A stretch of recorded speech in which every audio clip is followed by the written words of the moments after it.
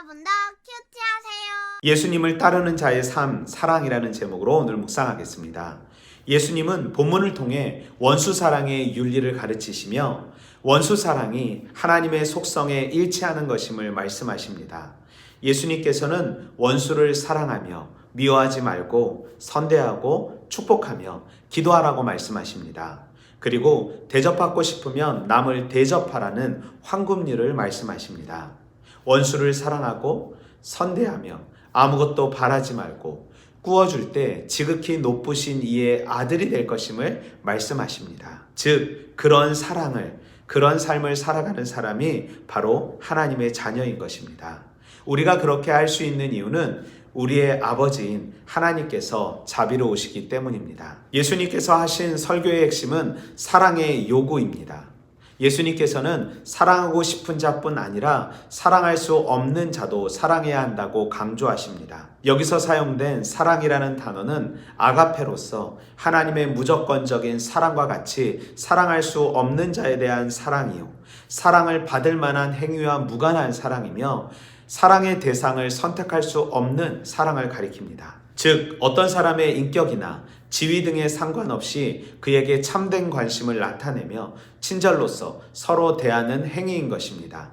예수님께서 사랑을 강조하신 이유는 예수님을 따르는 자들의 삶의 모습을 보여주기 위한 것입니다. 우리는 본문 속에서 원수를 사랑하라고 말씀하신 예수님, 이해할 수 없는 사랑을 말씀하신 예수님, 원수를 사랑하는 것이 예수님의 제자임을 말씀하신 예수님, 원수를 사랑할 때 하나님의 아들이 됨을 말씀하신 예수님, 주실 때는 흔들어 넘치도록 주시는 예수님을 발견할 수 있습니다. 당시 바리새인들은 율법의 목적이 복수가 아닌 사랑임에도 불구하고 율법을 왜곡하여 내 이웃을 사랑하고 내 원수를 미워하도록 가르쳤습니다.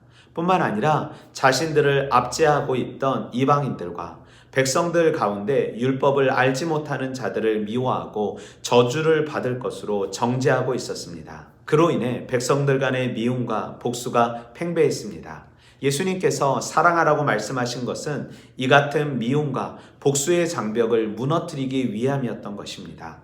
예수님이 구원받은 성도들에게 요구하시는 것은 사랑하고 선을 행하고 축복하고 기도하는 삶인 것입니다. 그리고 예수님의 자녀된 삶이 무조건적인 사랑임을 말씀하시며 하나님은 하나님의 자녀들의 희생과 헌신을 요구하십니다. 제자들의 사랑 윤리는 품앗이의 윤리가 아닌 무조건적인 사랑의 윤리입니다. 본문을 묵상하다 예수님의 마음으로 사랑할 수 있을까? 생각만 해도 두렵고 떨리지만 사랑하도록 몸부림치는 2021년 되길 원합니다.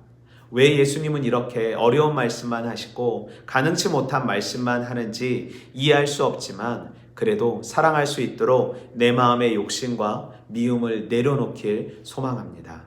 인간의 사랑이 아닌 하나님의 무조건적인 사랑을 알았으니 사랑의 원자탄 되는 귀한 오늘 하루 되길 소망합니다. 오늘도 말씀으로 화이팅! 사랑하세요.